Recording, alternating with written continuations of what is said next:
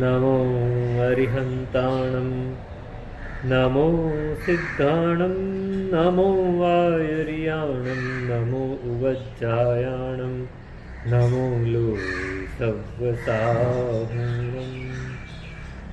એસો પંચનમુક્કારો સર્વપાવપણાસણો મંગલાણં ચ સર્વેસિં પરમં હવૈ મંગલમ આસ્વાદ્ય યદ્વાક્યરસં બુધાનાં પીયુષપાનેऽપि ભવેદ્ ગૃણૈવ નમામિ तं વિશ્વજનીન વાચં વાચં યમેન્દ્રં જીનવર્ધમાનम्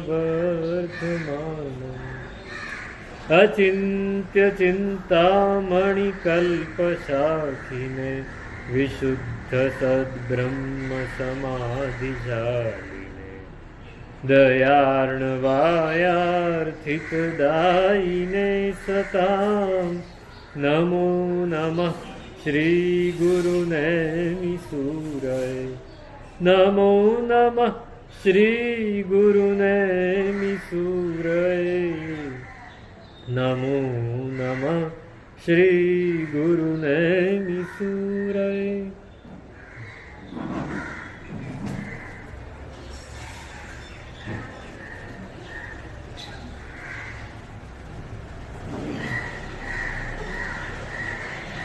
હમ મગન ભય પ્રભુ ધ્યાન મેં बिसर गए दुविधा तन मन की अचिरा सुत गुणगान में हम मगन भये प्रभु ध्यान.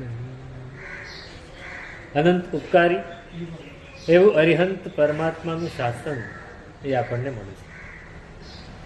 ખરેખર આપણે ખૂબ જ ભાગ્યશાળી છીએ કે આ પરમાત્માનું શાસન આપણને મળે. એ શાસન ગમે તેને મળતું નથી, ગમે ત્યારે પણ મળતું નથી અને ગમે ત્યાં પણ મળતું નથી. આપણે ત્રણેય ક્રિટેરિયાને પાસ કરીને આવી ગયા છે. આપણને અત્યારે જ આ શાસન મળ્યું છે. આ પંચમ કાળમાં આ શાસન મળ્યું છે, આપણને મળ્યું છે અને અહીંયા મળ્યું છે, આ ક્ષેત્રમાં મળ્યું છે. ત્રણેય ક્રિટેરિયા પાસ કરીને આપણે આવી ગયા છીએ. પરમાત્માનું શાસન આપણને મળ્યું છે. એ પરમાત્મા એ આપણને શું કરે છે, એ પરમાત્માએ આપણને શેનો માર્ગ દેખાડ્યો, પરમાત્માનું શાસન આપણને મળી ગયું, આપણે શું કરવા માગીએ છીએ એ નક્કી કરવું છે. આ સ્તવન હું સ્તવન ઉપર કહીશ. આ સ્તવન પરમાત્માનું શાંતિનાથ ભગવાનનું સ્તવન છે. એમાં એ ભક્તિ કરતા કહે છે, ઉપાધ્યાયજી મહારાજ કહે છે કે હમ મગન ભયે પ્રભુ ધ્યાન. અમે પરમાત્માના ધ્યાનમાં મગ્ન બની ગયા. ગાન તમારા ગાતા ગાતા અમે સમયનું ભાન ભૂલ્યા. સમયનું ભાન ભૂલ્યા કે ઘડિયાળ સામે જ નજર હોય, ઘડિયાળની સામે જ નજર હોય, હા જલ્દી ફટાફટ નીકળી જવું છે, પાછળના કામ ઘણા બધા છે. પણ અહીં ઉપાધ્યાયજી મહારાજ કહે છે કે હમ મગન ભયે પ્રભુ ધ્યાન. મગન એટલે મગ્ન થવું, એટલે ડૂબી જવું. મજ્જન મસ્જ ધાતુ છે સંસ્કૃતનો, ડૂબી જવું એ અર્થમાં. અમે મગન ભયે પ્રભુ ધ્યાન મેં, પરમાત્માના ધ્યાનમાં અમે મગ્ન બની ગયા, અમે ડૂબી ગયા. હા પરમાત્મા મળ્યા પછી જો આપણે ડૂબી ના શકીએ તો ગયા, તો સંસારમાં ડૂબી ગયા. કાં પરમાત્માના ધ્યાનમાં ડૂબી જવાય અને કાં સંસારમાં ડૂબી જવાય. બે જ ઓપ્શન છે આપણી પાસે, બે જ ઓપ્શન છે. રામકૃષ્ણ પરમહંસને કોઈએ પૂછ્યું કે સાહેબ સંસાર તરવો હોય તો શું કરવું, સંસાર તરવો હોય તો શું કરવું? તો એમણે કહ્યું કે જો ભાઈ પાણીનું તળાવ છે કે દરિયો છે. કોઈ માણસે પૂતળી બનાવી છે, 3-4 જાતની અલગ અલગ પૂતળી બનાવી છે. એમાં એક પૂતળી છે એ મીઠાની છે, મીઠું નમક એમાંથી બનાવી છે. એક પૂતળી એ પથ્થરની બનાવી છે, એક પૂતળી એ લાકડાની બનાવી છે. આમાં કઈ પૂતળી તરે? મીઠાની સંસારમાં ઓગળી જાય અને પથ્થરની આપણી કઈ પૂતળી છે આપણે નક્કી કરવું. સંસારમાં ડૂબો કે પરમાત્માના ધ્યાનમાં ડૂબો. હમ મગન ભય પ્રભુ ધ્યાન. આપણે પરમાત્માના ધ્યાનમાં મગ્ન બનવું છે. રામકૃષ્ણ પરમહંસ પહેલાને પૂછે છે, તું પહેલા નક્કી કર કે તારી પૂતળી કેવી છે. આપણે બધા પૂતળા જેવા જ છીએ. આ સંસારમાં આવ્યા પછી આપણને સંસારમાંથી બહાર નીકળવાનું ગમે છે કે અંદર વધારે ને વધારે ડૂબતા રહેવાનું ગમે છે? કોઈ પણ પ્રસંગ આવે ત્યારે આપણે એમાં ઇન્વોલ્વ થઈ જઈએ છીએ કે ઉપરથી બહાર નીકળી જઈએ છીએ? પરિસ્થિતિ આવે, સંયોગ એવો આવે, આપણે શું કરીએ છીએ? આપણે બહાર નીકળી શકીએ છીએ? નથી નીકળી શકતા. પણ પરમાત્માના ધ્યાનમાં જો મગ્ન બનીશું તો નીકળી જવાશે. બિસર ગયે દુબિધા તન મન કી, અચિરા સુત ગુણગાન મેં. પરમાત્માના ગુણોનું ગાન કરવા માટે જ્યારે આપણે પ્રારંભ કર્યો, પરમાત્માના ગુણોનું ગાન, પરમાત્માના ગુણોને પહેલા ઓળખવા પડશે, પછી ગાન કરી શકાય. આપણે ગાન તો કરીએ છીએ પણ પરમાત્માના ગુણોને ઓળખતા નથી. આપણે ગાઈ તો લઈએ છીએ, ઘણું બધું ગાઈ લઈએ છીએ, પણ પરમાત્માના ગુણો કયા એ ગુણોને વિશે આપણને એની જાણકારી મેળવવી પડશે, એનો બોધ મેળવવો પડશે. અને બોધ મેળવશું એટલે ખાલી બૌદ્ધિક નહીં, અનુભવ લેવો પડશે. પરમાત્માના ગુણો કયા? પરમાત્માને જોઈને શું યાદ આવે? સંભવનાથ ભગવાન છે અહીંયા, ત્યાં નેમિનાથ ભગવાન છે. પરમાત્માને જોઈને શું યાદ આવે? પ્રતિમા બહુ સુંદર છે, આંગી બહુ સરસ કરી છે, મુખ કમલ એ હસતું છે. આપણને શું યાદ આવે છે? પરમાત્માને જોઈને શું યાદ આવવું જોઈએ? વિતરાગ છે. હા, પરમાત્મા વિતરાગ છે એટલે રાગથી મુક્ત છે. વિત દ્વેષ છે, દ્વેષથી મુક્ત છે. એ રાગ અને દ્વેષથી મુક્ત કોઈ વ્યક્તિની પાસે જયારે આપણે જઈએ ને તો આપણા રાગ દ્વેષ પણ ઓછા થવા માંડે. જેવું સામે આપણને મળે એવું આપણું પણ થવા માંડે. જો સામેવાળો પ્રબળ હોય તો, જો સામેવાળો પ્રબળ હોય અને એનું મગજ બહુ જ ક્લેશોથી ભરેલું તો આપણને પણ ક્લેશ જાગી જશે. કોઈ આ ટોળું હોય મોટું, આ કોમી રમખાણ કેમ થાય? કે 4 જણા એવા ભેગા થયા હોય કે ક્લેશ કરે. 4 જણા એમ વિચારે કે બધાને મારવા છે, એ 4 જણા બોલવા માંડે ને બીજા બધા એની વાતમાં આવી જાય. અને પરમાત્મા આપણે સાંભળ્યું છે, આપણે પરમાત્મા વિશે એવું સાંભળ્યું છે કે પરમાત્મા જ્યાં પધારે, પરમાત્માના જ્યાં પગ પડે ત્યાં વેર પણ મટી જાય, શાંત થઈ જાય. પરમાત્માના સંવત્સરણમાં સાપ અને નોળીઓ સાથે બેસે, વાઘ અને બકરી પેલી ચામાં જ હોય છે, આમાંય સાથે બેસે. સિંહ અને હરણ પરમાત્માના સંવત્સરણમાં સાથે બેસે, કારણ કે વેર, જે પૂર્વના વેર તેને ઠામ, જે પૂર્વના વેર હોય 6 મહિનાના એ પણ શમી જાય, રોગ પણ શમી જાય અને વેર પણ શમી જાય. કેમ? પરમાત્મા પોતે રાગ દ્વેષથી રહિત હોય તો આપણે એમની પાસે જઈએ તો આપણને પણ અસર થાય. આ પરમાત્મા પાસે આપણે જઈએ છીએ, આપણને શું અસર થાય છે નક્કી કરવું છે. એમના ગુણો જો આપણને સમજાય તો અસર થાય. ત્યાં તો પરમાત્મા લાઈવ હતા, પણ અહીં તો આપણે લાઈવ છીએ. આપણે લાઈવ થવું છે, પરમાત્માની ઓરા મેળવવી છે. પરમાત્મા પાસે ગયા અને આપણને વિતરાગતાનો સહેજ છાંટોય ના અડે, નિસ્પૃહતાનો છાંટોય ના અડે. હા, પરમાત્મા બેઠા છે, તમે આજે આવ્યા કાલે ન આવ્યા, આજે આવીને પૂજા કરી કાલે ન કરી, આવ્યા ખરા પણ ફૂલ ચડાવ્યા ન ચડાવ્યા, પરમાત્મા કોઈ દિવસ કહેવાના નથી. કહેવાના નથી. તમે પૂજા કરો તોય લેવા દેવા નથી, ન કરો તોય લેવા દેવા નથી, તમે સ્તુતિ ગાઓ તોય લેવા દેવા નથી, તમે રાગડા તાણો તોય લેવા દેવા નથી. નિસ્પૃહ છે, વીતરાગ છે, વીત દ્વેષ છે, સમતામાં અંદર ઉતરેલા છે. એવા પરમાત્માના ગુણોનું ગાન કરીએ તો શું થાય? બહુ સરસ વાત ઉપાધ્યાયજી મહારાજ કરે છે. બિસર ગયે દુબિધા તન મને. શરીર ની તકલીફો અને મનની તકલીફો, જો આ પરમાત્માને જોતા વેત જો શરીરની અને મનની બધી જ તકલીફો ભૂલાઈ ન જાય તો સમજવું કે આપણે ખાલી ફરવા માટે નીકળ્યા છીએ, પરમાત્માને મળવા માટે નથી નીકળ્યા. અને જો પરમાત્માને જોતા હોય તેમ થાય કે સાહેબ મુખ દીઠે સુખ ઉપજે, દર્શન અતિ આનંદ લાલ રે, જગ જીવન જગવાલ. પરમાત્મા કેવા છે? એનું મુખ જોઈએ તો પણ અંદરથી આમ સુખની લહેરો ઉછળવા માંડે છે. અને દર્શન કરીએ તો, જોવું અને દર્શન કરવા બેમાં આપ જમીનનો ફેર છે. આપણે જોઈ લીધું પણ દર્શન નથી કરતા. આપણે પરમાત્માને અહીં આવીને જોયા, જે દ્રષ્ટિ પ્રભુ દર્શન કરે તે દૃષ્ટિને પણ દ્રષ્ટિ તો પડી પણ ખાલી જોઈ લીધું, દર્શન નથી કર્યા. દર્શન કરો તો આનંદ થાય, મુખ જુઓ તો સુખ ઉત્પન્ન. સુખ, આપણને સુખ ગમે છે, આનંદ હજી નથી ગમતો. સુખ હોય ત્યાં દુઃખ આવી શકે. આપણને ખુશી ગમે છે, આનંદ નથી ગમતો. ખુશી હોય ત્યાં ગમ પણ આવી શકે. કભી ખુશી કભી ગમ. ક્યારેક ખુશી હોય તો ક્યારેક ગમ પણ આવી શકે, ક્યારેક તકલીફ પણ આવે તો ઉદાસી પણ આવી શકે. પણ આનંદ હોય તો આનંદની સામે કોઈ વિરોધાર્થી શબ્દ નથી.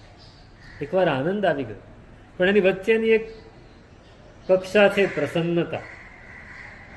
પહેલા સુખ આવે, પહેલા ખુશી આવે. કોઈ તમે જતા હો અને રસ્તામાં તમને કોઈ બોલાવીને કે ચાલો ભાઈ અહીંયા આવો,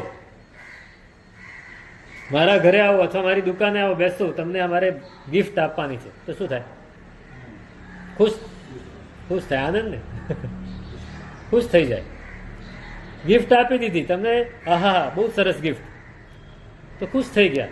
પછી ઘરે ગયા અને ખોલ્યું તો ત્યાં તૂટલું ફૂટલું નીકળ્યું, તો ખુશી ઉદાસીમાં આપ્યું તો ખરું પણ આવું આપ્યું. ખુશી હોય ત્યાં પાછી ઉદાસી આવી શકે, દુઃખ આવી શકે. સુખ હોય ત્યાં દુઃખ આવી શકે, પણ પ્રસન્નતા હોય તો આ પરમાત્માને જોયા અને પ્રસન્નતા જાગી. આનંદ તો પછીની વાત છે. પરમાત્માને જોયા અને પ્રસન્નતા જાગી. આપણે પ્રસન્ન થયા નથી થયા. પ્રસન્નતા હોય ને તો આખો દિવસ સુખ એક ક્ષણ, સુખ ક્ષણિક છે, ક્ષણ માત્ર ટક્યું, પાછું દુઃખ આવી ગયું. પણ પ્રસન્નતા છે ને એ લાંબો સમય ટકે. પ્રસન્નતામાંથી કદાચ વિષાદ આવી શકે. એક બાજુ પ્રસાદ છે, બીજી બાજુ વિષાદ છે, એની સામે પણ ઓપોઝિટ છે. પણ એકવાર પ્રસન્નતા આવી તો વિષાદ આવતા વાર લાગે. પણ આનંદ આવ્યો તો કોઈ તકલીફ નથી. તો પરમાત્માને જોયા અને પ્રસન્નતા જાગી. આપણે શું બોલીએ છીએ? ઉપસર્ગા ક્ષયમ યાન્તિ છિદ્યન્તે વિઘ્ન વલ્લય. પછી મનઃ પ્રસન્નતા મે પૂજ્યમાને. પરમાત્માની પૂજા કરો, પરમાત્માના દર્શન કરો, પરમાત્માની ભક્તિ કરો અને મન પ્રસન્ન ન થાય તો સમજવું કે આપણે કરી જ નથી. અનુભવના સ્તર પર સુખ અને પ્રસન્નતા અને આનંદ, અનુભવના સ્તર પર શું ફરક પડે? આપણને ખબર પડે આપણે સુખી છીએ કે પ્રસન્ન છીએ કે આનંદમાં છીએ. હા, એ જ તમે વાત કરી કે સુખ હોય ને, સુખ એકદમ નાની કક્ષા છે. મેં હમણાં કહ્યું, કોઈક તમને રસ્તામાં કંઈક વસ્તુ પકડાવે તો તમને સુખ થયું, પણ એ વસ્તુ ખરાબ નીકળી તો દુઃખ પણ થયું. એટલે સુખ છે ને ક્ષણિક છે, પ્રસન્નતાનો ગાળો થોડો વધારે છે. તમે આજે પરમાત્માની પૂજા કરીને તમને પ્રસન્નતા એવી થઈ ગઈ કે આખો દિવસ પછી ગમે તે પરિસ્થિતિ આવે તમે અંદરથી મોજમાં. સમજો કે કોઈ છોકરો છે, એને એક્ઝામ આપી અને રિઝલ્ટ આવ્યું, એને ખબર નહોતી કે મારું સારું રિઝલ્ટ આવશે કે ખરાબ. એને ડાઉટ હતો કે બરાબર નહીં આવે, અને મેરિટમાં એનું નામ આવી ગયું તો પછી ગમે તે પરિસ્થિતિ આખો દિવસ મોજ મારે ને. આ પ્રસન્નતા છે, આ પ્રસન્નતા છે. અને આનંદ એ તો કોઈ આપણો આનંદ, જો સુખ છે એ ભૌતિક વસ્તુથી આવે છે, પ્રસન્નતા છે એ ચિત્તથી આવે છે, મનથી, પણ આનંદ એ આત્મામાંથી. હવે આનંદ આવ્યો એ આત્માની પોતાની જણસ છે, એને કોઈ નહીં લઈ જઈ શકે. તો આપણે આનંદ સુધી પહોંચવું છે, પણ સુખથી ઉપર ઉઠવું છે. એટલે સુખથી ઉપર ઉઠવું હશે તો શું કરવું પડશે? તો કે તન મનની દુવિધા, તન શરીરના દુઃખો, મનના ક્લેશો, આ બધાથી આપણે પાર ઉતરીશું તો પ્રસન્નતા સુધી પહોંચાશે. બિસર ગયે દુવિધા તન મન કી, અચિરા સુત ગુણગાન મેં. પરમાત્માના ગુણો જ્યારે આપણે જાણ્યા કે આ પરમાત્મા, આવા પરમાત્મા એ મને મળ્યા છે, તો પછી આ શરીર એના દુઃખોને શું ગણકારવા, આ મન એની ચિંતાઓને શું ગણકારવી? આ પરમાત્મા મળી ગયા પછી આ બધું કાંઈ જ નથી રહેવાનું. બિસર ગયે, ભૂલી ગયા. આપણે બોલી જઈએ છીએ અમે સમયનું ભાન ભૂલ્યા, પણ ભૂલતા નથી.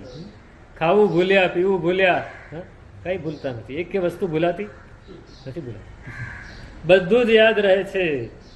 અહીં બેઠા બેઠા પણ એ જ યાદ આવતું હોય કે અહીંથી નીકળ્યા પછી પેલાની પાસે જવાનું છે, એની પાસે પેમેન્ટ લેવાનું છે, પેલાને પેમેન્ટ આપવાનું છે, બધું જ યાદ આવે. પણ એ બધું જ ભૂલાઈ જાય. ક્યારે ભૂલાય? જ્યારે તમે કોઈક સરસ મૂવી જોવા બેઠા હો, તમારા હાથમાં મોબાઈલ હોય ને સરસ રીલ્સ જોતા હો તમે, કે સોશિયલ મીડિયા પર તમે હો અને કેટલા કલાક નીકળી જાય, બધું ભૂલાઈ જાય ને? ભૂલાઈ જાય. ભારત પાકિસ્તાનની મેચ હોય ને જોવા બેઠા હોય તો બધું જ ભૂલાઈ જાય. બધું જ ભૂલાઈ જાય. હવે અત્યારે આપણી પાસે એટલા બધા સાધનો થઈ ગયા. પહેલા સાધનો ઓછા હતા, દૂરદર્શન એક જ હતું, અને શનિવારે કે રવિવારે કોઈ મૂવી આવે તો સાંજે બધા જ ગોઠવાઈ ગયા. પેલું રામાયણ ચાલતું હતું કે મહાભારત ચાલતું હતું સવારની પોરમાં 9:30 વાગે, 9:30 થી 11, બધું જ ભૂલાઈ જાય ને. પછી ત્યારે કોઈ માથાકૂટ નહીં. નાસ્તો બાજુમાં પડ્યો હોય, ક્યારે ખવાઈ જાય ખબર ના પડે. હવે એ ભૌતિક વસ્તુ છે, એમાં પણ આપણે આટલા લીન થઈ શકીએ, તો આ તો સ્પિરિચ્યુઅલ આધ્યાત્મિક વસ્તુ છે. આત્માની અંદર ઉતરી જાય એવો આ પરમાત્માનો માર્ગ છે. એમાં આપણે અંદર ઉતરીએ તો શું થાય? બિસર ગયે દુવિધા તન મન કી. દુવિધા એટલે શું? અસમંજસ્ય. આ કે પહેલું, એટલે એની માટે દ્વંદ્વ શબ્દ વાપરે છે. દ્વંદ્વ. પણ પરમાત્મા મળ્યા પછી દ્વંદ્વ નથી રહેતો. દ્વંદ્વ છે ને એટલે શું? કે સુખ હોય, દુઃખ હોય. દુઃખ આવે તો આપણને, સમજો કે અત્યારે શિયાળો છે તો આપણને એમ થાય કે થોડી ગરમી પડે તો વધારે સારું. પછી ગરમી થઈ જાય તો એમ થાય કે શિયાળો હોય તો વધારે સારું. સુખ આવે તો દુઃખ યાદ આવે કે ત્યારે આટલું બધું દુઃખ હતું, અને દુઃખ આવે ત્યારે સુખ યાદ આવે. ભૂખ લાગી હોય તો ખાવાનું યાદ આવે, અને બહુ ખાધેલું હોય તો કાંઈ નથી ખાવું. દ્વંદ્વ ચાલ્યા જ કરે, સતત ચાલ્યા કરે. ગમો અણગમો, રુચિ અરુચિ, નિંદા પ્રશંસા. એટલે માણસ હતો ને, સેલ્સમેન હતો, વસ્તુ વેચવા માટે નીકળ્યો હતો. બરાબર ગરમીનો ટાઈમ ને બપોરના 2 વાગે એક ઘરની બેલ એને વગાડી. પરસેવેથી રેબઝેબ થઈ ગયો હતો ને બેલ વગાડી 5મા 7મા 8મા માળે. એક બેને બહુ આમ સમજો કે 3-4 મિનિટ સુધી ઊભો રહ્યો અને દરવાજો ખુલ્યો.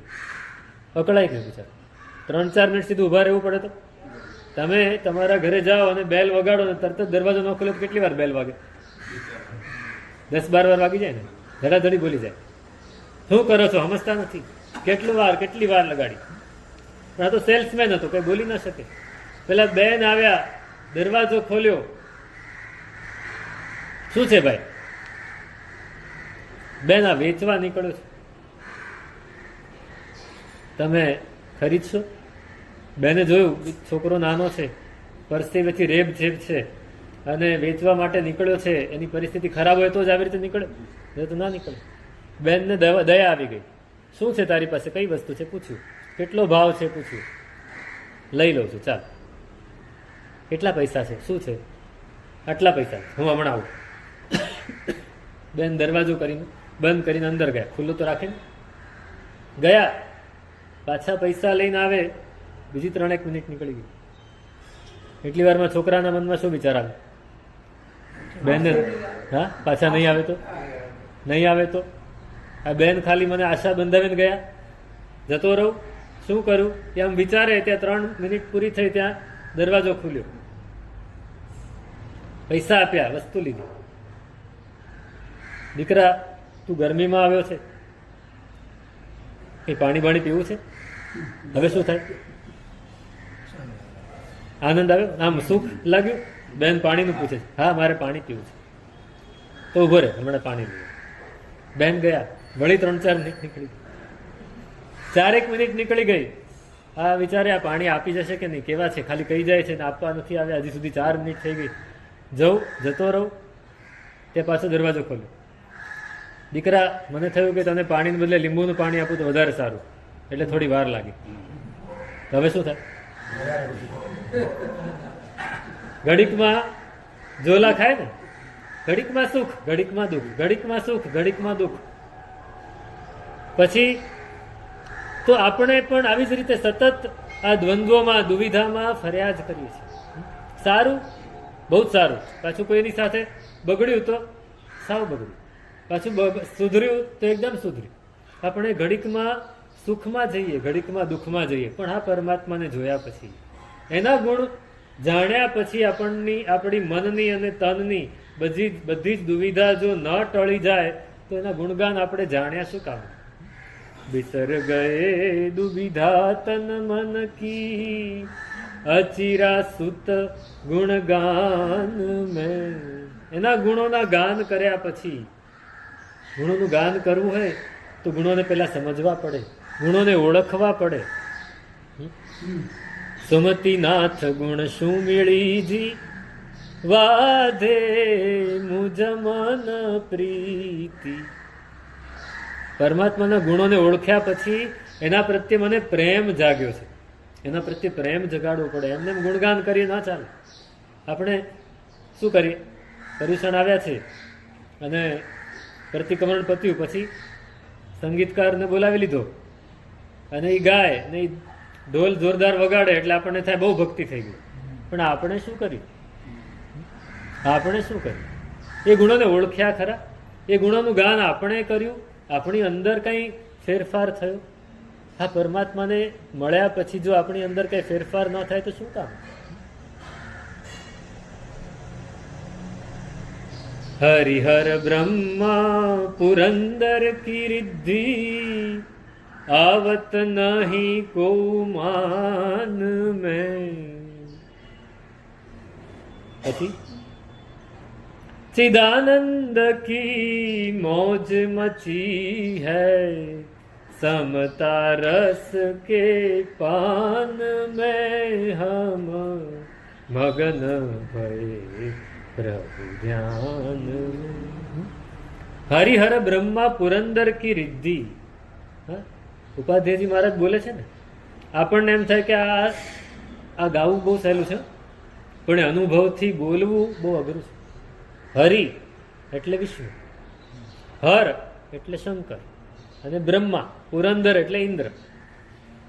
બ્રહ્મા, વિષ્ણુ, મહેશ, ઇન્દ્ર આ બધાની રિદ્ધિ. એની પાસે કેવી સમૃદ્ધિ છે? ઇન્દ્ર પાસે કેવી સમૃદ્ધિ? વિષ્ણુ એટલે શ્રી કૃષ્ણ, એમની પાસે કેવી સમૃદ્ધિ? શંકર એમની પાસે કેવી સમૃદ્ધિ? બ્રહ્માજી એમણે આખી દુનિયાની રચના કરી એવું માને છે લોકો, એમની પાસે કેવી સમૃદ્ધિ? ઇન્દ્ર 32 લાખ વિમાનોનો અધિપતિ શક્રેન્દ્ર, કેવી સમૃદ્ધિ? એ બધી જ સમૃદ્ધિ જેની સામે તણખલા જેવી લાગે. તણખલા છે તો બધી મનુષ્યની તો કઈ વાત જ નથી કરતી. આપણને શું ગમે છે? આ વાત તો એમણે અનુભવથી કરી દીધી ઉપાધ્યાયજી મહારાજ. આપણને શું ગમે છે? આપણે અહીં પરમાત્મા પાસે આવીએ ત્યારે શું માગીએ? કઈ સમૃદ્ધિ માગીએ? ભૌતિક. ભૌતિક. ભૌતિક માગીએ. હા, જરૂર પડે તો મગાય ખરું, એમાં કઈ વાંધો નથી. ભૌતિક માગીએ. એક બહુ સરસ આપણા જ સમયના એક ચિંતક, સાધક હતા, પોતે ગૃહસ્થ હતા. એમણે બહુ સરસ એક વાત કરી, પોતાના અનુભવની વાત કરી કે પોતે સાધના કરી. પોતાના ગુરુ ભગવાન જે સાધના દેખાડે, સાધના એમણે ખૂબ ઊંડાણથી કરી. પછી ગુરુએ એમને એક દિવસ કહ્યું કે ભાઈ, તમે આ સાધના કરી છે, એ સાધના કર્યા પહેલા પણ એ દેરાસર ખૂબ જતા, ભગવંતો પાસે પણ ખૂબ જતા, બધાની પાસે જતા. કે હવે તમે સાધના કરી છે, હવે તમે દેરાસર જાઓ ત્યારે તમને શું અનુભવ થાય છે મને કહેજો.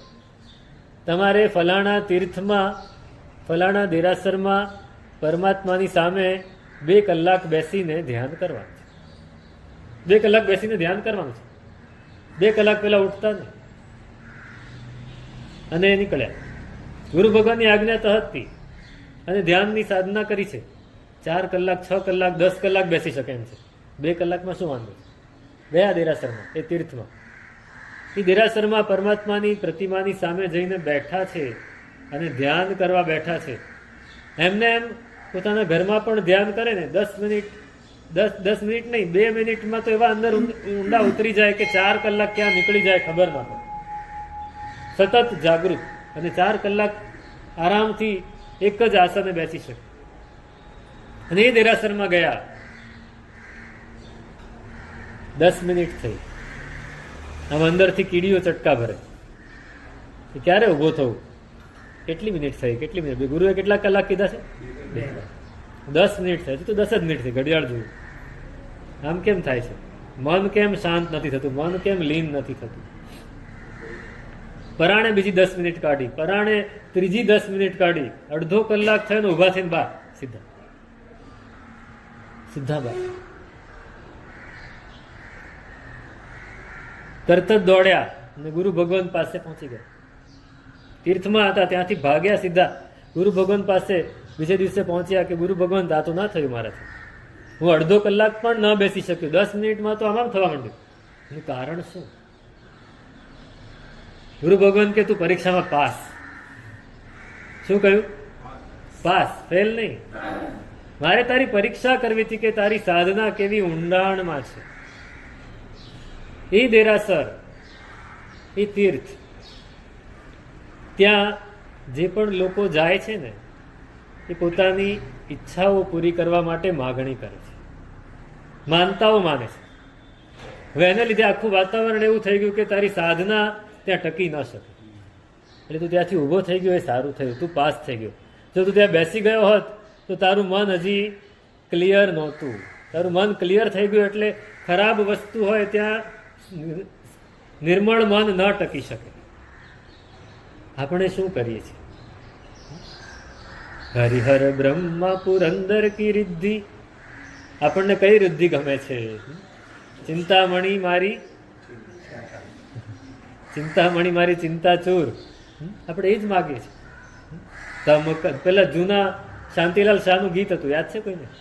તમ કને શું માગવું એ ન અમે જાણીએ, તમે જેનો ત્યાગ કર્યો એ જ અમે માગીએ. વિતરાગી પાસ અમે લાડી વાડી માગીએ, તમે જેનો ત્યાગ કર્યો એ જ અમે માગીએ. આપણે એ જ માગીએ છીએ. નહીં, આની પાસે તો આ બધું તુચ્છ છે, આ બધું તુચ્છ છે. હરિહર બ્રહ્મા પુરંદર કી રિદ્ધિ આવત નહીં કોઉ માનને. કેમ? તો કે આનંદની મોજ મચી ગઈ છે અંદર. ચિદાનંદ. ચિદાનંદ એટલે શું? આપણે કહીશું ને, સત. નહીં નહીં નહીં નહીં નહીં, સમજવા જેવી વાત છે. સત, ચિત, આનંદ, 3 શબ્દ છે. આમાં ચિદાનંદ એમણે કહ્યું. સત છે, ચિત્ત પણ છે અને આનંદ પણ છે. ચિદાનંદ કી મોજ. હવે આનંદ પોતે જ મોજ છે, છતાંય ચિદાનંદ કી મોજ કેમ કહ્યું? સત એટલે સમ્યક દર્શન, ચિત્ત એટલે સમ્યક જ્ઞાન, અને આનંદ એટલે સમ્યક ચારિત્ર. સમ્યક દર્શન તો આવી જ ગયું છે, તો જ પરમાત્મા પ્રત્યે ભાવ જાગ્યો. તો હવે જ્ઞાન અને ચારિત્ર એની પણ એવી ઊંડાણ ભરી પરિસ્થિતિ આવી ગઈ છે. ચિદાનંદ કી મોજ, એની અંદર હું ડૂબી ગયો છું. પરમાત્માને કહે છે ચિદાનંદ કી મોજ મચી હૈ, સમતા રસ કે પાન में. પરમાત્માને જોયા અને સમતા રસ ન જાગ્યો? પરમાત્મા કેવા છે? સમતા પ્રશમ રસ નિમગ્નમ દૃષ્ટિયુગ્મમ પ્રસન્નમ વદન કમલ મંક કામિની સંગ શૂન્ય કરયુગમપી યત્તે શસ્ત્ર સંબંધ વંદ્યમ તદસી જગતિ દેવો વીતરાગસ્ત્વમેવ. ધનપાલ કવિ, તમે નામ સાંભળ્યું છે? ધનપાલ કવિ, એમના ભાઈનું નામ શું? શોભન મુનિ. પિતા એ ભોજ રાજાના દરબારના પુરોહિત. પિતા એ પુરોહિત, બહુ મોટા પુરોહિત. અને એમના બે દીકરા, એક ધનપાલ અને બીજો શોભન. પરિસ્થિતિ બધાની કઈ સમાન રહેતી નથી, હંમેશા સમાન રહેતી નથી. એક સમય એવો આવ્યો કે ધનપાલના પિતા જે પુરોહિત હતા, અને એટલી બધી તકલીફ આવી, ચારે કોરથી બધી તકલીફો ભેગી થઈને આવી, ઘરમાં કાંઈ રહ્યું નહીં, બધું સાફ થઈ ગયું. રાજ પુરોહિત પણ કાંઈ રહ્યું નહીં. પુરોહિત હતા એટલે માગીને જ ભેગું કરવાનું હોય, જે પૂર્વજોની સંપત્તિ હતી બધી જતી રહી, બધું જ જતું રહ્યું. એમને થયું કે હવે જીવવું કેવી રીતે? જીવવું કેવી રીતે? વિચારે છે કેવી રીતે જીવવું. એમને એમના કોઈક પિતાના મિત્ર જીવતા હતા, પિતા નહોતા એના, પિતાના મિત્ર જીવતા હતા કે તારા પિતા અમુક જગ્યાએ ધન દાટીને ગયા છે. એ જગ્યા કઈ છે મને ખબર નથી, પણ એમને કહ્યું છે કે હું ધન દાટીને જાઉં છું, ક્યારે પણ તકલીફ પડે તો મારા દીકરાને તમે કહેજો. બહુ ગોત્યું, ઘર આખું ખોદી નાખ્યું, બધું જ કરી નાખ્યું, પણ ક્યાંય મળ્યું નહીં. આપણને ખબર પડે તો શું કરીએ આપણે? બધું ખોદી નાખ્યું, પછી ન મળે તો કોઈ જાણકારને પૂછવું પડે. એવા પાછા લેભાગુય ઘણા હોય કે આપણને ના ભાઈ તું આ જગ્યાએ ખોદીશ તો મળશે, એ ખોદે એના નિમિત્તે એ તો તરી જ ગયો, આપણે રહી જાય, આપણને નહીં મળે. ખંભાત છે ને, ખંભાત ગામમાં આજે પણ કોઈ પણ માણસ પોતાના ઘરનું જૂનું ઘર હોય અને એ પાયામાંથી ખોદીને નવું બનાવે તો કાંઈક તો નીકળે છે. હા, પછી ભલે કોલસા ભરેલા ભાગ્યમાં હોય તો નીકળે. જેનું ભાગ્ય સારું હોય એને સોનું નીકળે, અને જેને ભાગ્ય ન હોય તો આખે આખું ચરું નીકળે પણ અંદર કોલસા હોય. કાં સોનું ભરેલું દેખાય ખરું પણ પર સાપ બેઠેલો હોય તો અડી ન શકે. આમણે પણ ઘણું ગોત્યું, મળ્યું નહીં. ઘણાને પૂછી લીધું, પોતે પુરોહિત છે છતાંય જ્યોતિષીઓને પૂછ્યું, જાણકારોને પૂછ્યું, અષ્ટાંગ નિમિત્તના જાણકારને પૂછ્યું, કઈ મેળ ન પડ્યો. વળી કોઈક મિત્ર મળી ગયો કે એક કામ કર, આ વસ્તુ તને કોણ દેખાડે? જૈન સાધુ. જૈન સાધુઓનું જ્ઞાન બહુ જ હોય ઊંડું, એ કોઈ દિવસ આમાં પડે નહીં, પણ તું એને પ્રસન્ન કરે તો તને રસ્તો મળી જાય. તું પૂછી જો. અને હવે પુરોહિત ઉપાસ રહીને આઠા મારા માંડ્યો.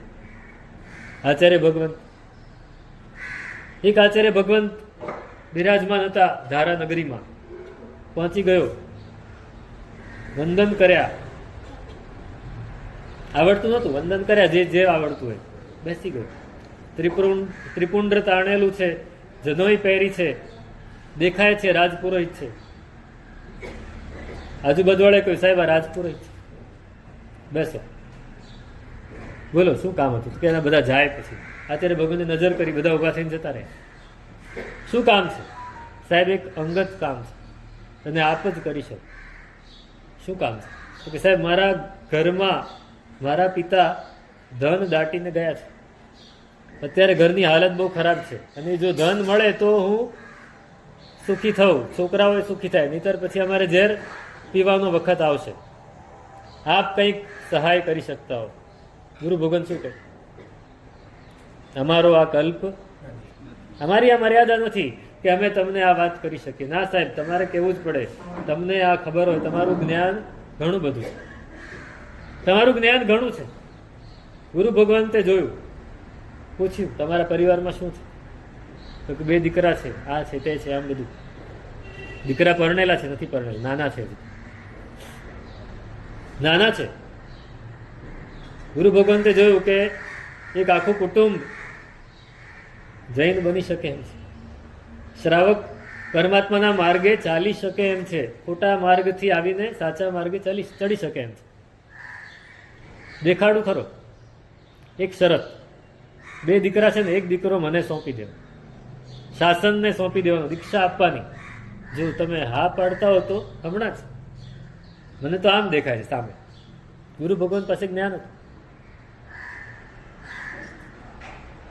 પુરોહિત, ડૂબતો માણસ તરણું ચાલે.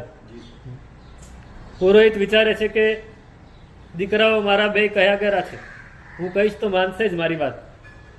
જી સાહેબ, નક્કી કરીને કહો. ના સાહેબ, નક્કી જ, નિશ્ચિત. ગુરુ ભગવંતે કહ્યું ફલાણી જગ્યાએ જઈને ખોદજો, મળી જશે. સાવધ્ય કર્મ છે, કહેવાય નહીં. છતાંય એક સામે મોટી પરિસ્થિતિ તૈયાર થવા જઈ રહી છે, એનો આ પાયો છે, એટલે એમણે કહી દીધું. અને પુરોહિતે ત્યાં જઈને બરાબર ખોદ્યું ને નીકળ્યું બધું, ઘણું બધું નીકળી ગયું. રાજી થઈ ગયો. ઘરમાં વાત કરેલી જ હતી કે આ રીતે ભગવંતે, આચાર્ય ભગવંતે આપણને દેખાડ્યું છે, પણ એક જણાએ દીક્ષા લેવી પડશે. ધનપાલ, તું જઈશ ને? ધનપાલ કે હું જાઉં, મરું તો એ હસ્તીના તાળીએ માનોતી ન ગચ્છે જીન મંદિરમ. હાથી આવીને ચગદી નાખે ને તો એ જે દેરાસરમાં પગ ના મૂકવું. આવી મેન્ટાલિટી નાનપણથી આવી મેન્ટાલિટી. શું કહેવાય એને? કટ્ટરતા. આ કટ્ટરતા એનામાં.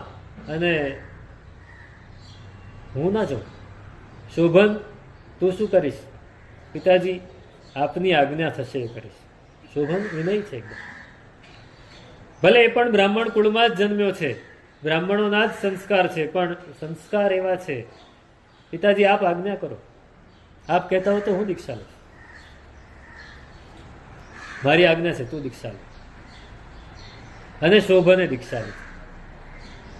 આચાર્ય ભગવંત પાસે દીક્ષા લીધી. બ્રાહ્મણ કુળ છે, વિદ્યા તો હૈયામાં જ હોય. ગુરુ ભગવંત પાસે ગયા છે, ભણ્યા પણ છે ત્યાં, દીક્ષા પહેલા પણ, દીક્ષા પછી પણ ખૂબ ભણ્યા, એટલું બધું ભણ્યા. 6 દર્શનનો અભ્યાસ કર્યો, વ્યાકરણ, કાવ્ય, આ તે બધું જ. અને કેવા કાવ્યો બનાવે! શોભન સ્તુતિ બનાવેલી છે. શોભન સ્તુતિ 24 પરમાત્માની 24 સ્તુતિઓ. ફક્ત એક જ ગ્રંથ અત્યારે એમનો મળે છે, બીજી ઘણી રચનાઓ એમની હશે, પણ અત્યારે મુખ્ય ગ્રંથ આ એક જ મળે છે. એ ગ્રંથ, એ સ્તુતિ બીજી અને ચોથી લીટી સરખી હોય, પણ અર્થ જુદો થતો હોય સંસ્કૃતમાં. અને ચીલા ચાલુ કોઈ ભણેલો હોય કે મોટો પંડિત પણ હોય તો એ જલ્દીથી ઉકેલી ના શકે, મગજ આમ ચલાવવું પડે. એવી સ્તુતિ કેવી બનાવે! સ્તુતિ બનાવતા મગજ એમાં જ ચાલ્યા કરે આખો દિવસ. વરવા જાય ને, ગોચરી વરવા નીકળ્યા છે એક દિવસ, અને મગજ સ્તુતિ બનાવતા છે. કોઈના ઘરે ગયા અને મગજ તો સ્તુતિ બનાવવામાં જ છે. સામેવાળા પેલા બહેને જોયું કે આ તો મહારાજ કનું ધ્યાન કંઈક બીજે છે. બાજુમાં પેલો પીસવાનો પથ્થર પડ્યો તો ઉપાડીને પાત્રમાં મૂકી દીધો. મહારાજ ધર્મલા બહેન નીકળી ગયા. ઉપાશ્રય પહોંચ્યા, પથ્થર નીકળ્યો. ગુરુ ભગવાન કે આ શું? અરે હું તો સ્તુતિ બનાવતો હતો. ને આવી લગ્ની, આ લગ્ની અહીંયા પરમાત્મા પ્રત્યે કેવી લગ્ની છે. બિસર ગયે દુવિધા તન મન કી, બધું ભૂલી ગયા. એ શોભન મુનિ ખૂબ તૈયાર થયા. અને વિચરતા, ગુરુ ભગવાન તો વિહાર કરીને નીકળી ગયા છે એમને લઈને. 10-12 વર્ષ વિચરીને પાછા આવ્યા છે. આ તરફ પિતા ગુજરી ગયા છે. ધનપાલ એ મહાકવિ રાજકવિ બની ગયા છે. પેલા રાજ પુરોહિત હતા, આ રાજા ભોજના રાજકવિ, મુખ્ય કવિ. કાલિદાસ જેવા હતા એવા જ ધનપાલ. ધનપાલ એ મુખ્ય કવિ બની ગયા છે અને આ નગરમાં પધાર્યા. ગુરુ ભગવંતને વિનંતી કરી, સાહેબ આપ આજ્ઞા કરો તો મારા સંસાર, આજ્ઞા માગવી પડે, સીધે સીધું પહોંચી નથી.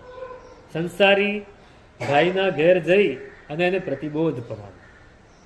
વોરવા તો જાઉં પણ સાથે પ્રતિબોધ. એમને એમ ખાલી વોરીને શું આવી જવાનું? પ્રતિબોધ કરો.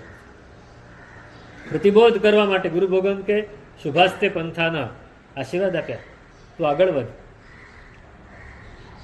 ગયા છે વોરવા માટે અને બનવાકાળ એવું બન્યું કે ધનપાલ કવિ બરાબર આમ નીચે ઉતરીને રાજ દરબાર તરફ જઈ રહ્યા હતા અને આ મુનિને જોયા.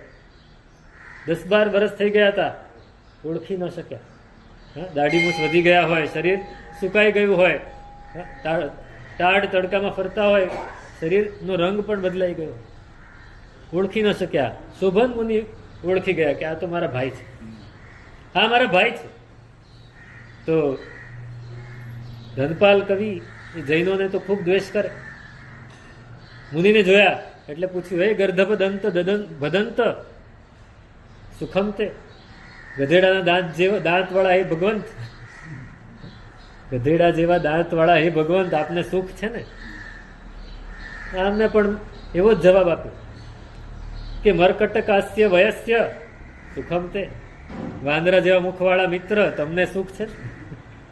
એને ગધેડો કીધું તો આમને ધનપાલ કવિ ચક્કર ખાઈ ગયા કે આ માણસ, આ સાધુ આટલો વિદ્વાન હશે? જવાબ પણ હેમચંદ્રાચાર્ય ભગવંત એકવાર સિદ્ધરાજ જયસિંહની સભામાં રોજ આવવાનું, સિદ્ધરાજ જયસિંહે આમંત્રણ આપેલું, રોજ પધારવાનું આપે. આવે અને સિદ્ધરાજ જયસિંહ પોતાના સિંહાસનની બાજુમાં જ એમનું આસન, કાષ્ટાસન પધરાવે ને એમને ત્યાં જ બેસાડે અને બધી જ સલાહ એમની લે. શું થાય? લોકોને ઈર્ષ્યા આવે. કંઈ પણ પ્રશ્ન હોય તો પહેલા એમને પૂછે, પછી બીજા બધાને. લોકોને ઈર્ષ્યા આવી ગઈ. એમાં કેટલાય કવિઓ, કેટલાય મોટા મોટા પંડિતો, એમાં એક પંડિત બહુ મોટો ભાગવત હતો, દેવધર, એ આવેલો. અને હેમચંદ્રાચાર્ય આમ અંદર પધારે છે ને એને કીધું કે આ પાતું હેમ ગોપાલ દંડ કંબલ મુદ્વહન. કામળી હોય, હાથમાં દાંડો હોય, તો કે આ હાથમાં ખભે કામળી ને હાથમાં દાંડ લઈને એ કોણ નીકળે? ગોવાળિયા. ગોવાળિયાના ખભે કામળો હોય અને હાથમાં કાળીયાળી ડાંગ હોય, તો એ ડાંગ લઈને નીકળે કે આ હેમ ગોવાળિયો આવ્યો હાથમાં દાંડો અને ખભે કામળી લઈને. હેમચંદ્રાચાર્ય ગાંધ્યા છે, એ કહે કે ષડ દર્શન પશુગ્રામમ ચારયન જૈન ગોચરે. 6 દર્શનના પશુ અને જૈન ગોચરમાં ચરાવતો એવો ગોવાળિયો આવ્યો છે ભાઈ, જેવો તેવો ગોવાળિયો નથી. આ જવાબ આપે, જ્યારે જરૂર પડે ત્યારે જવાબ નીકળવો જોઈએ. શોભન મુનિ એવો જવાબ આપ્યો, મરકટકાસ્ય વયસ્ય સુખમ તે. આમ હલી ગયા કે આ છે કોણ? ખબર નથી આ ભાઈ છે. ક્યાં નીકળ્યા છો? તો કે ભિક્ષા માટે, ચાલો મારા ઘરે. જવાબ એવો મળ્યો કે આમ ક્લિક થઈ ગયું, અપીલ થઈ ગઈ, ચાલો મારા ઘરે. લઈ ગયા ઘરે. કોઈ દિવસ જૈન સાધુની સાથે વાત પણ ન કરે, એ પોતાના ઘરે વોરવા લઈ જાય છે. આચાર્ય ભગવાનની દ્રષ્ટિ કેવી છે જુઓ તમે. લઈ જાય છે અને ઘરે ઉપર ચડ્યા. શ્રાવિકા એની પત્ની હતી, એને બોલાવી કે આ ભગવાન પધાર્યા, સાધુ ભગવાન પધાર્યા, એમને વોરાવ. ઘરમાં જે હોય, ઘરમાં કઈ રસોઈ બની નહોતી. પેલી બ્રાહ્મણ પત્ની હતી કવિની કે ઘરમાં દહીં પડ્યું છે, આપું? તો કે લાવો જોઈ લઈએ. દહીં લઈને આવે. સાધુ ભગવાન શું પૂછે? કેટલા દિવસનું છે? તમારા ઘરે આવીને પૂછે ને કે કેવી રીતે બનાવ્યું છે, કેટલા દિવસનું છે, એમાં શું નાખ્યું છે, બહારની વસ્તુ છે, ઘરની વસ્તુ છે, બધું જ પૂછવું પડે.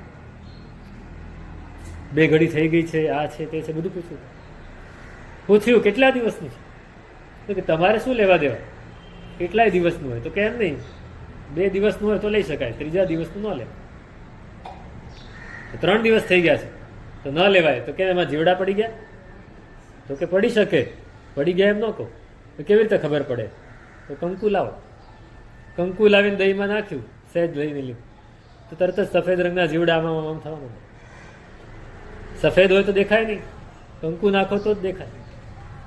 ધનપાલ કવિને બીજી વાર અપીલ થઈ, આપ છો કોણ? તો કે ન ઓળખ્યો, તમારો ભાઈ છું શોભન. હવે 3જી વાર અપીલ થઈ, હલી ગયા, ક્લિક થઈ ગયું કે ભાઈ આ કેવી રીતે આ બધું સમજાવ્યું.